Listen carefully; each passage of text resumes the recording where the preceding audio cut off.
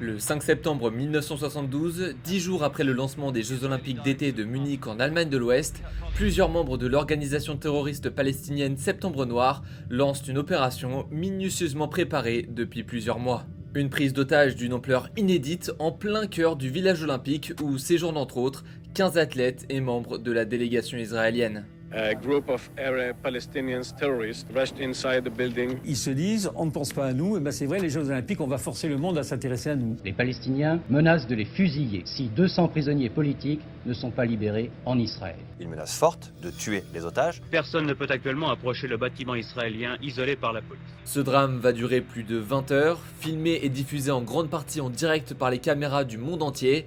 Et ensemble, nous allons retracer heure après heure, minute après minute, le déroulé de cette prise d'otage qui, il y a près de 53 ans maintenant, a marqué à jamais l'histoire des Jeux Olympiques. La clé de cette opération pour les terroristes, c'est l'effet de surprise. Je pensais que mes copains allaient me suivre, mais malheureusement personne ne l'a fait. Ils se sont tous fait prendre. Comment une attaque d'une telle ampleur a-t-elle pu se dérouler en plein cœur de ce village olympique? Pourquoi les unités de sécurité ont eu tant de mal à riposter? Il n'y a pas de garde du corps, ni de policiers ou de soldats. Ils n'avaient pas le moindre plan, pas la moindre idée sur la façon de sauver les otages. Et les 8 policiers disent « Non, ça marche pas ce truc-là ». Voici, dans les moindres détails, l'histoire de la prise d'otage des Jeux Olympiques de 1972.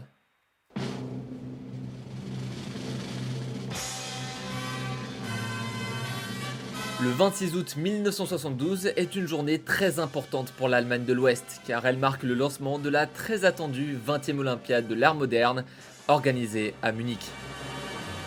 C'est la deuxième fois de son histoire que l'Allemagne accueille les Jeux Olympiques sur son sol. Il y a plus de 36 ans de cela, l'organisation des Jeux de 1936 avait été attribuée à Berlin en 1931, alors que l'Allemagne était sous la République de Weimar. Mais après l'arrivée au pouvoir d'Adolf Hitler en 1933, le régime nazi a pris en charge l'organisation de ces Jeux. L'objectif d'Hitler avec les Jeux de 36 était avant tout de faire de cet événement une vitrine de la puissance allemande, tout en promouvant son idéologie raciale basée sur la supériorité de la race aryenne. La politique d'Hitler était au cœur de ces JO et les autorités ainsi que le comité olympique le savent. Ces nouveaux jeux sont l'occasion idéale de redorer le blason de l'Allemagne 27 ans après la fin de la Seconde Guerre mondiale. Il y avait une idée derrière tout cela. Montrer au monde qu'après les Jeux Olympiques de Berlin, nous pouvions faire d'autres Jeux Olympiques. Des Jeux libres, joyeux. Des Jeux débarrassés de la dictature et de la politique. Il cherche à se réconcilier avec le reste du monde et c'est pour cette raison que le chancelier allemand Willy Brandt décide de rebaptiser cette 20e Olympiade en Jeux de la joie. Le budget alloué pour ces jeux est colossal et l'ambition, elle est très claire. Il faut que cette édition soit la plus réussie de l'histoire. 7134 athlètes représentant 121 pays au total sont conviés à la fête. Et pour les accueillir, les organisateurs ont vu les choses en grand. Un village olympique gigantesque qui se distingue par ses grands bâtiments typiques des années 70 et ses bungalows colorés. Ce village est l'un des plus vastes et des mieux équipés de son époque, il y a un pub, un café, un club de cinéma même. Tout est conçu pour que les athlètes se sentent comme chez eux. Un grand nombre d'agents de sécurité sont réquisitionnés pour protéger tout ce beau monde au sein de ce grand village et chacun d'entre eux ont tous reçu une formation très basique pour gérer des petites infractions, du genre fraude, embrouille qui dégénère ou athlète bien hydraté en fin de soirée quoi. Bon, parmi les 7134 invités qui découvrent leur chambre et font leur marque dans ce très grand village, 15 athlètes et membres d'entre eux font partie de la délégation israélienne. La cérémonie d'ouverture se déroule sans accroc. Ces images des athlètes israéliens défilant sur le sol allemand dans un stade situé à quelques kilomètres seulement de l'ancien camp de concentration de Dachau ont été largement relayées par la presse internationale, mais ce que personne ne sait encore à ce moment-là, c'est que dans l'ombre, un groupe terroriste se coordonne et met au point un plan d'attaque contre les coureurs de la délégation israélienne, l'organisation Septembre Noir. Septembre Noir, c'est une organisation palestinienne formée 2 ans plus tôt en 70 et leurs principales revendications sont la libération de prisonniers palestiniens détenus en Israël et la reconnaissance des droits nationaux du peuple palestinien. On reviendra sur ce point plus en détail un peu plus tard. C'est un groupe jugé comme terroriste, connu pour l'usage de la violence afin d'atteindre leurs objectifs politiques, et pour ces Jeux de Munich, ils ont un plan. Leur objectif est d'exercer une pression sur Israël et ses alliés, tout en attirant l'attention internationale sur la cause palestinienne. Ils savent que les caméras du monde entier vont être braquées sur Munich pendant ces 2 prochaines semaines, et ce qui facilite leur plan, c'est l'image pacifiste que les organisateurs s'efforcent de promouvoir pour leur jeu. Pour mieux que vous compreniez ce que je vais vous expliquer, ça, c'est une vidéo d'archives montrant le service d'ordre des Jeux Olympiques. Aucun garde ne porte d'armes ni de protection, tous les membres de ce service d'ordre ont les mains vides. Les Allemands essayaient de prouver que ces jeux étaient ceux de la paix. Et dans les jeux de la paix, il n'y a pas de garde du corps, pas d'armes, pas de personnel portant une arme, ni de policiers ou de soldats. Pour le groupe de Septembre Noir, voir toutes ces forces de sécurité désarmées, c'était surtout le signe d'une véritable opportunité pour mener une attaque. Non seulement les formations données aux différentes unités de sécurité étaient limitées aux petits délits, comme je vous le disais plus tôt, mais surtout, il n'existait en Allemagne de l'Ouest aucune unité d'intervention spécialisée pour gérer une prise d'otage terroriste. Toutes les conditions semblent réunies pour que Septembre Noir mette son plan à exécution. Il est l'heure pour eux de définir leurs revendications et de passer à l'acte. Leurs revendications sont les suivantes. Ils exigent la libération de 234 prisonniers palestiniens détenus en Israël, ainsi que celle de 2 membres de la fraction Armée Rouge incarcérés en Allemagne de l'Ouest. La fraction Armée Rouge, en quelques mots, c'était une organisation terroriste engagée dans la lutte armée contre l'État de l'Allemagne de l'Ouest, qu'elle considérait comme impérialiste et fasciste. Pour soumettre leurs revendications, voici le plan qu'ils ont décidé de mettre en place. Envoyer un commando de 8 hommes armés infiltrer le village olympique pour prendre en otage des membres de la délégation israélienne. Une fois les otages capturés, exiger la libération des 234 prisonniers palestiniens détenus en Israël, ainsi que celle des 2 membres de la fraction Armée Rouge emprisonnés en Allemagne de l'Ouest. La clé de cette opération pour les terroristes, c'est l'effet de surprise. Ils vont devoir capturer les athlètes pendant leur sommeil, ils vont devoir les figer dans un état de sidération le plus vite possible pour éviter une riposte ou pour éviter qu'ils viennent à s'échapper. Avec ce plan, ils en sont persuadés, cette prise d'otage hors norme en plein cœur du village olympique attirera l'attention internationale sur leur cause et exercera une forte pression sur les gouvernements concernés pour accéder à leurs demandes. Les jours passent, le mois d'août touche bientôt à sa fin et les compétitions battent leur plein dans les différents stades réquisitionnés pour les Jeux. Pendant que des milliers d'athlètes se défient, s'entraînent et se reposent, le groupe Septembre Noir continue d'étoffer leur plan. Comment compte-t-il faire pour accéder au village olympique ?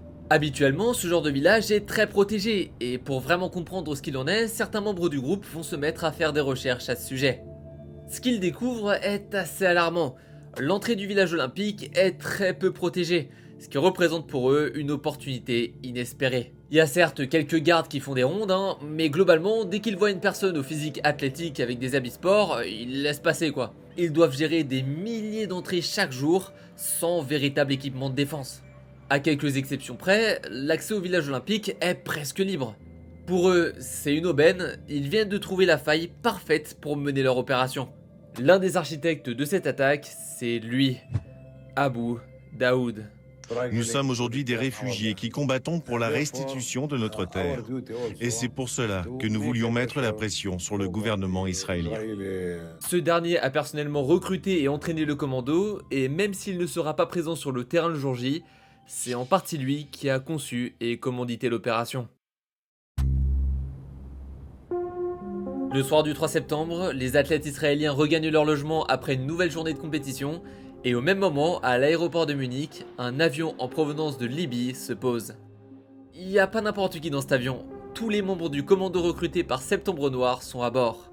Ils doivent rejoindre Abu Daoud déjà présent sur place pour finaliser le plan d'attaque. Le groupe établit leur quartier général dans cet hôtel, l'Eden Wolf. Pendant toute la journée du 4 septembre, Abu et ses hommes terminent les derniers préparatifs. Chaque membre du commando s'équipe d'un survêtement et d'un sac de sport pour passer inaperçus lorsqu'ils pénétreront à l'intérieur du village olympique. Ce n'était pas trop compliqué de rentrer dans le village olympique. Il suffisait de montrer quelque chose, de porter un survêtement, et on pouvait se glisser à l'intérieur. Les 8 hommes sont maintenant prêts, il est temps pour eux de mettre à exécution leur plan. Mais tout ne va pas se passer comme prévu.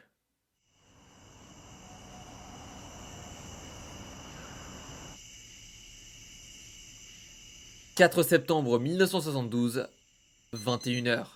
Les athlètes et membres de la délégation israélienne profitent de leur temps libre avec la communauté juive de la ville de Munich. Ils passent leur soirée devant une pièce de théâtre et une fois le show terminé, tout le monde retourne dans sa chambre aux alentours de 2h du matin.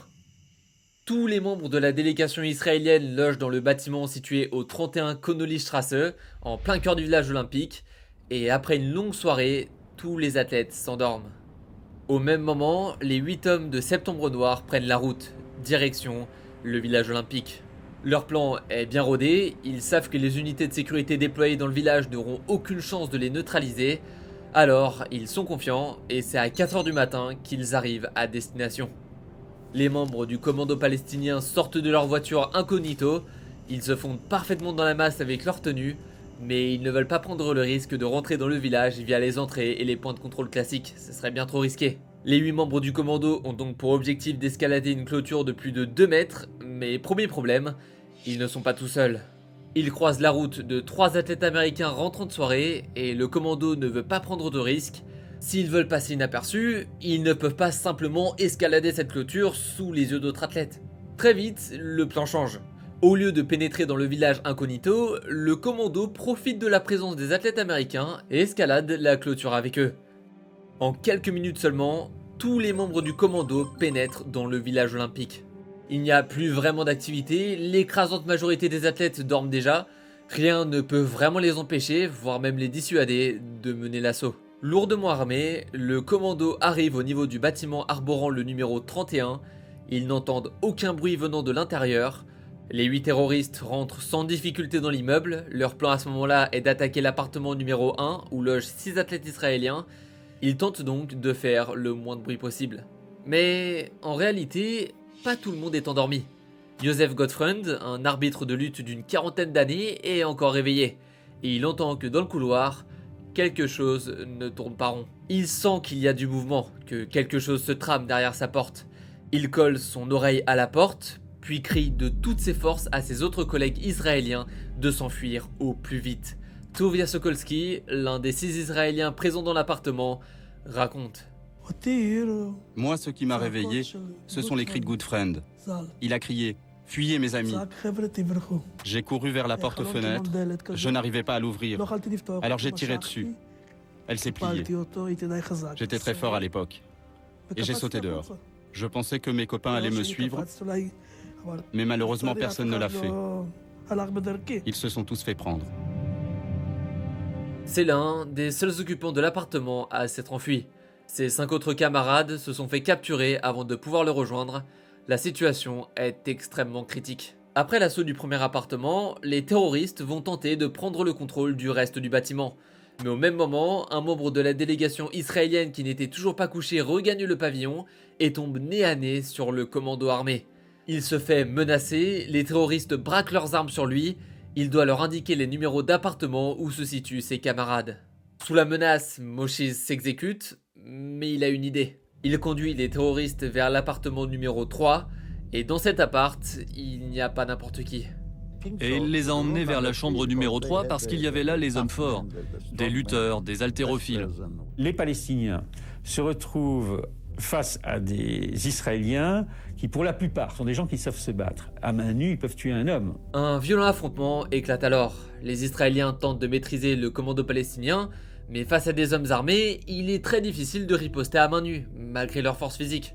Cette nouvelle attaque fait 2 victimes, les premières d'une longue série, l'entraîneur Moshe Weinberg et l'haltérophile Yosef Romano. L'opération ne se déroule pas vraiment comme prévu, le commando voulait capturer un maximum d'otages israéliens et non les tuer avant d'entamer la prise d'otages et les négociations. Désormais dans l'appartement numéro 1, 9 otages sont capturés par le commando palestinien et l'info fait rapidement le tour du monde. This is an ITN newsflash from the Olympic Village in Munich, where early this morning armed Palestinian guerrillas raided the sleeping quarters of the Israeli team. Dans le village olympique, les otages israéliens attendent toujours d'être fixés sur leur sort. Les autorités, les chaînes de télévision, les autres athlètes présents dans le village et des centaines de millions de personnes à travers le monde apprennent qu'une prise d'otage est en cours dans cet appartement. Un climat de terreur s'installe dans le village olympique. Tous les athlètes et le personnel présent dans le village restent figés. Le temps s'est comme arrêté. Il est un peu plus de 7 h du matin, ça fait plus de 3 heures maintenant que la prise d'otage a débuté, et les caméras du monde entier sont désormais rivées sur le bâtiment numéro 31. Tout le monde attend des nouvelles, pour le moment très peu d'informations sont communiquées, le commando palestinien ne se montre que très peu, jusqu'à ce que...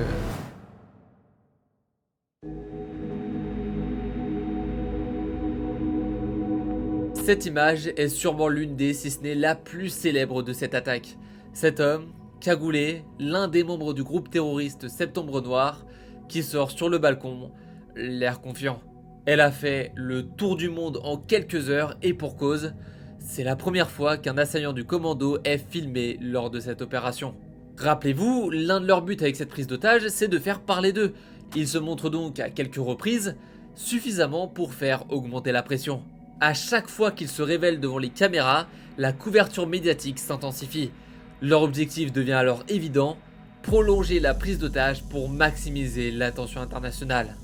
C'est la première fois qu'une opération se fait en direct sous les caméras du monde entier.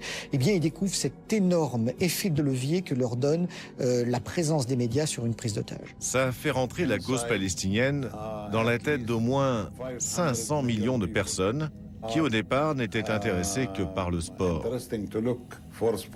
Très rapidement, les autorités israéliennes vont être tenues au courant des événements qui se déroulent dans le village olympique. La première ministre d'Israël, Golda Meir, suit attentivement l'affaire et au bout de plusieurs heures de flou, le commando leur fait parvenir leurs premières revendications. Ils exigent, comme je vous le disais plus tôt, la libération de pas moins de 234 prisonniers palestiniens détenus en Israël et de 2 membres de la fraction Armée Rouge incarcérés en Allemagne de l'Ouest. Golda Meir doit prendre une décision lourde de conséquences. Elle ne veut évidemment pas libérer ces 234 prisonniers, mais d'un autre côté, 9 membres de la délégation israélienne sont pris au piège depuis plusieurs heures maintenant devant les caméras du monde entier à Munich. Si elle accepte de libérer les prisonniers palestiniens, elle risque d'encourager de futures prises d'otages en montrant qu'Israël cède facilement aux exigences terroristes, mais en refusant, elle risque la mort des otages israéliens. Golda Meir doit faire un choix, et du côté des autorités allemandes, c'est le chaos. Ils doivent œuvrer contre la montre pour libérer les otages au plus vite. Mais je vous le rappelle, en Allemagne de l'Ouest à cette époque, il n'existait aucune unité spéciale consacrée à ce type de crise. Faut donc qu'ils improvisent un plan de dernière minute pour tenter de sauver ces 9 hommes, si Golda Meir ne répond pas favorablement aux attentes du commando palestinien. Du côté d'Israël, la décision fatidique est prise. Il est hors de question de libérer ces 234 prisonniers. Leur plus grande revendication tombe à l'eau devant les yeux de centaines de millions de spectateurs. Les terroristes comprennent que la négociation s'annonce bien plus rude qu'espéré, alors à 8 h du matin, les assaillants posent un ultimatum. Si dans 1 heure les revendications ne sont pas exaucées, alors les 9 athlètes seront exécutés. Ils sont extrêmement déterminés et capables du pire, puis de toute façon ils savent très bien que les forces de l'ordre présentes sur place ne sont pas correctement équipées et formées pour négocier ou les neutraliser. Est-ce un moyen de pression pour faire parler d'eux? Est-ce qu'ils comptent vraiment éliminer les 9 athlètes qu'ils ont en otage? L'ultimatum va être l'élément structurant de la négociation à ce stade de l'opération. Pourquoi? Parce que d'abord c'est une menace qui est limitée dans le temps, avec un temps qui est relativement court, puisqu'on est censé pouvoir libérer 236 prisonniers politiques en quelques heures. Les minutes passent, 5 minutes, 10 minutes, 15 minutes, 30 minutes, 45 minutes. Il est maintenant 9 h du matin, l'heure du verdict. Et pendant ce temps-là, certaines épreuves des Jeux Olympiques reprennent. Malgré cette prise d'otage, les Jeux n'ont pas été immédiatement mis en pause et certaines épreuves comme le handball et la lutte sont bel et bien restées programmées. Il y a quand même des gens qui vivent une situation épouvantable. Il faut arrêter les Jeux. Quand on a su qu'il y avait déjà un mort, on va pas jouer au basket à quelques mètres d'un mort. Pour l'instant, il est 9 h du matin et du côté des autorités israéliennes, après ces plus d'1 heure d'ultimatum, rien n'a bougé. Ils ne libéreront pas ces prisonniers. Beaucoup s'attendent donc avec effroi que le commando s'exécute, mais pour l'instant, rien ne se passe. Enfin, si, le groupe terroriste va une nouvelle fois poser un autre ultimatum, cette fois-ci, l'heure fatidique est fixée à 12 h au lieu de 9 h.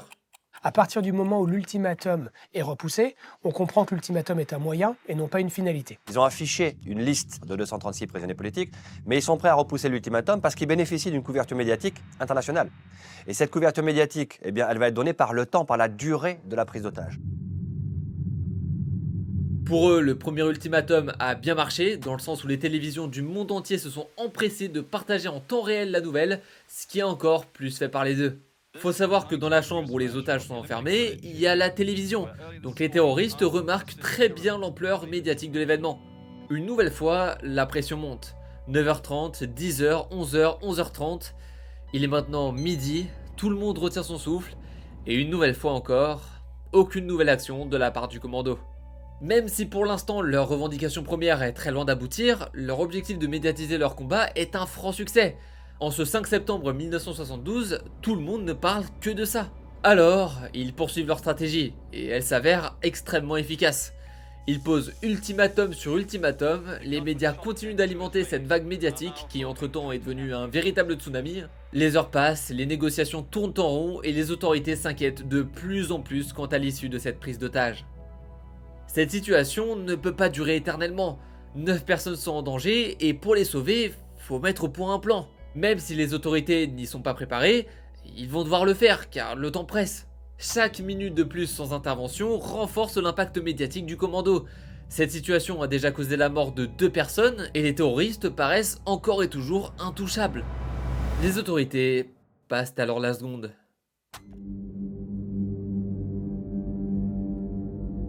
Il est 16h, les jeux sont désormais suspendus et les premières unités de police armées sont envoyées sur place. Comment négocier avec les ravisseurs? Comment extraire les 9 otages en toute sécurité? Quels sont leurs modes opératoires? Ils n'en savent rien et ils en ont bien conscience. Au lieu de directement demander de l'aide à des unités spéciales étrangères plus aptes à gérer ce genre de situation, les autorités ouest-allemandes ont plutôt essayé de s'occuper de cette opération seules. Ils envoient donc en urgence 13 agents de police sur place, leur filent une arme automatique, un survêtement de couleurs différentes pour chacun d'entre eux afin de passer inaperçu, et un casque militaire. On a l'impression d'une improvisation qui avance.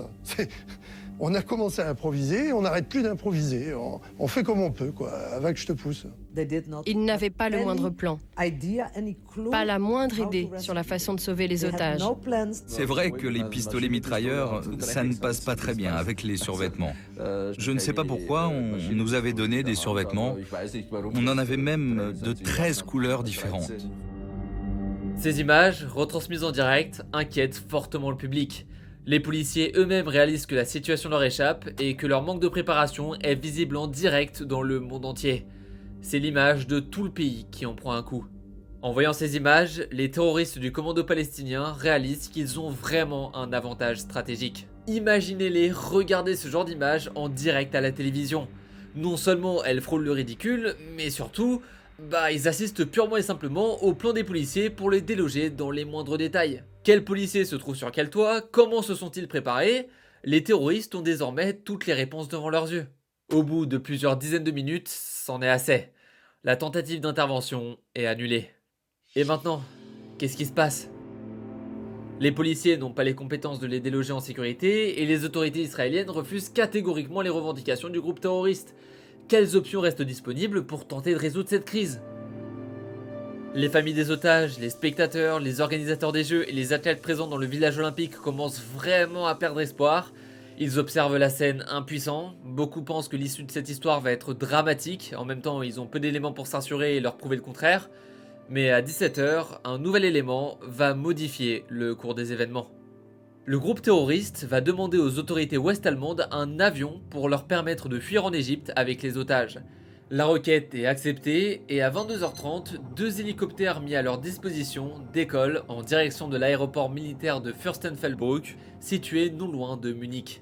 Mentalement, pour les otages israéliens, c'est un enfer. Ils savent que le commando est capable de les exécuter à chaque instant, ils ne savent pas vraiment pourquoi leurs ravisseurs veulent les emporter avec eux en Égypte. Maintenant que le groupe terroriste a partiellement réussi sa mission, qui était de faire parler d'eux dans le monde entier, il est temps pour eux de trouver un refuge sûr et un soutien politique pour maintenir leurs revendications et la pression sur le gouvernement israélien. Mais les autorités ouest-allemandes n'ont pas encore dit leur dernier mot. Ils veulent profiter de cette requête pour tenter une ultime opération pour libérer ces otages et restaurer leur crédibilité au passage après le fiasco qu'a été leur première tentative de sauvetage. Soit ça passe, soit ça casse. Il ne faut surtout pas que le commando terroriste quitte le territoire. C'est la tentative de la dernière chance et les preneurs d'otages ont bien conscience que si les policiers veulent effectivement tenter une ultime opération, Ce sera à leur arrivée à l'aéroport. Ils sont donc sur leur garde, avec la même détermination que la veille, et au bout de plusieurs dizaines de minutes de vol, les 2 hélicoptères arrivent à l'aéroport. Malgré le peu de temps à leur disposition pour mettre en place leur plan, les autorités vont finalement réussir à s'organiser à temps. Sur la piste de l'aéroport, un avion est bel et bien présent, mais tous les membres du personnel de ce dernier sont des policiers sous couverture. À l'extérieur de l'appareil, plusieurs tireurs sont aussi répartis dans toute la zone, dont 3 perchés sur le bâtiment principal. L'opération s'annonce très risquée, trop risquée même. Les types qui étaient à l'intérieur de l'avion, ils avaient 9 chances sur 10 d'y rester. Parce que le chef terroriste avait toujours une grenade à la main. Avec le réservoir de l'avion plein, s'il avait dégoupillé, on aurait tous sauté. Et les 8 policiers qui étaient dans l'avion, je vais pas dire font grève, je sais pas ce qu'on aurait fait à leur place, mais disent non, ça marche pas ce truc-là, on reste pas dans l'avion. Seuls les 5 tireurs d'élite disposés de part et d'autre de la piste restent sur place. Ils doivent neutraliser pas moins de 8 terroristes armés, et encore une fois, la mission s'annonce comme impossible. Ils sont en sous-effectif, et ce ne sont encore une fois que des tireurs amateurs qui n'ont jamais tiré dans de telles conditions. Quand les terroristes et les otages arrivent à l'aéroport, seuls les membres du commando sortent en premier temps pour inspecter l'avion et le personnel que les autorités leur ont fourni. Le problème, c'est qu'il n'y a plus de personnel. Ils ont déjà déserté l'avion, et ça, c'est plus que suspect. En rentrant à l'intérieur de l'appareil, le commando comprend instantanément qu'ils sont dans un guet-apens. Alors, ils ressortent de l'appareil, l'air de rien. Ils savent qu'ils sont observés, alors ils font style d'avoir rien remarqué pour ne pas éveiller les soupçons. Les tireurs, ils sont bien conscients qu'un avion sans personnel est bien trop suspect, ce qui les pousse à ouvrir le feu. Les échanges de tirs commencent.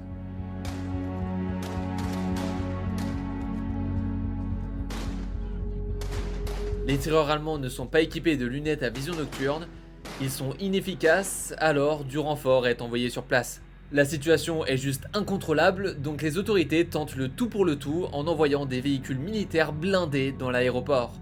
En les voyant arriver, les 8 membres du commando palestinien comprennent que leur destin est scellé, alors l'un d'entre eux lance une grenade sur l'un des 2 hélicoptères, tandis qu'un autre ouvre le feu sur le second. Aucun des 9 membres de la délégation israélienne prise en otage n'a survécu. L'opération est un immense échec, et au total, lors de cette journée, 17 personnes ont perdu la vie. 11 athlètes et membres de la délégation israélienne, un policier allemand et 5 des 8 terroristes du commando palestinien. Les 3 membres restants qui ont survécu à l'assaut ont été arrêtés, mais dans les médias, la version des faits qui est annoncée au public est bien différente. Après cette attaque meurtrière, le porte-parole du gouvernement Konrad Ahlers va prendre la parole publiquement pour informer le monde entier concernant l'assaut qui vient de se produire, mais ses propos vont rapidement susciter une très grande controverse. Je suis très content car autant que je le sache, cette opération de police est un succès. Vous imaginez ce qui s'est passé chez moi? Toute la journée, on avait été comme ça. Alors tout de suite, mon père est allé chercher le champagne et on a commencé à appeler tout le monde. C'est-à-dire qu'une crise, elle n'est terminée que quand on a communiqué sur ce qui s'est passé, que les informations qu'on a données sont vraies. Et là, en l'occurrence, on va communiquer très très vite avec ce sentiment que c'est une réussite, que tous les otages sont vivants et que les terroristes ont été neutralisés. Vous avez bien entendu, il vient de déclarer avec fierté que l'opération a été un franc succès. Et aux alentours d'1h du matin, les premiers journaux sont tirés avec comme une « En sécurité et libéré ». Ce n'est qu'1 heure plus tard que l'info est rectifiée, et du côté des familles des victimes, l'ascenseur émotionnel est d'une violence inouïe. Nos pires craintes sont devenues réalité ce soir. Les autorités allemandes disent maintenant qu'il y avait 11 otages. 2 ont été tués dans leur chambre hier matin. 9 ont été tués à l'aéroport ce soir. Ils sont tous morts.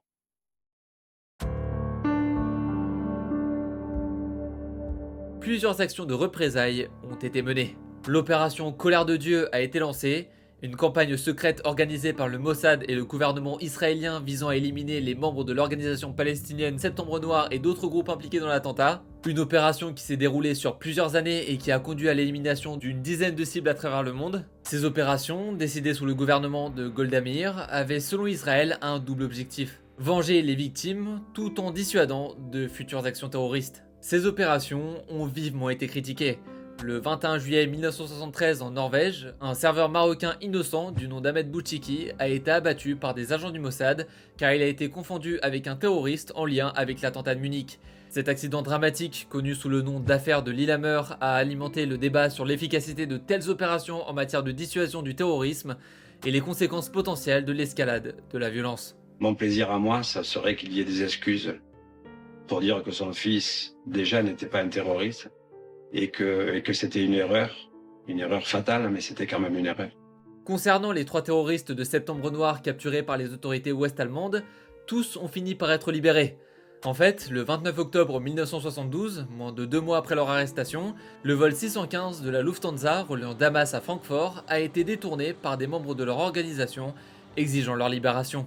Face à cette menace, les autorités ont accepté la libération des prisonniers, et le gouvernement ouest-allemand a libéré les 3 terroristes en échange des passagers de l'avion. Une décision qui a elle aussi suscité de vives critiques, notamment de la part des familles des victimes et des responsables israéliens, qui ont vu une grave concession aux terroristes. 50 ans plus tard, le 5 septembre 2022, l'Allemagne a commémoré le 50e anniversaire de la prise d'otage des Jeux Olympiques de Munich.